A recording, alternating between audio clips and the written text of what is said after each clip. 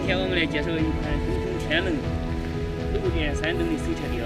首先是我们来打开车门进行驾驶室里面的开关操作。第一步我们启动车辆，第二步我们把离合踏下底，第三步我们挂入低速档，第四步我们把座位下面有个处理器开关打开。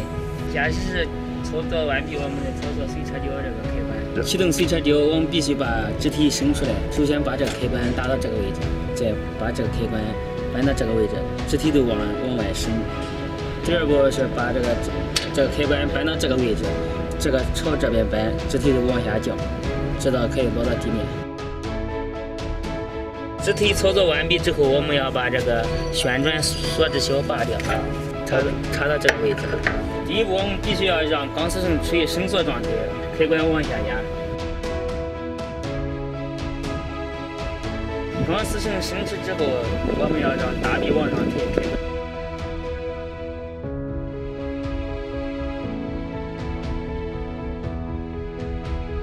第三步是大臂往外伸，开关往上抬。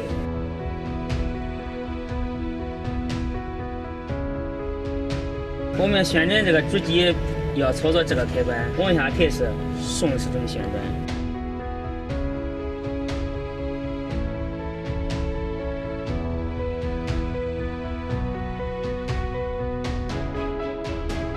往上抬是逆时针旋转。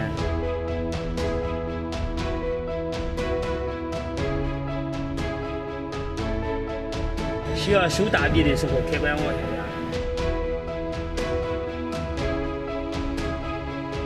第三步，开关往下压，大臂往下降。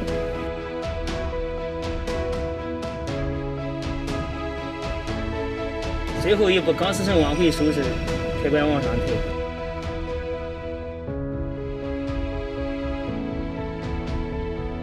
随车吊操作完毕之后，我们要收肢体。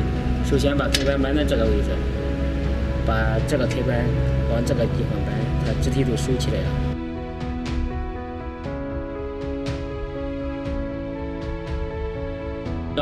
锁肢体的话，把开关拔在这个位置，必须把开关往这个地方拔，它就肢体就锁回来了。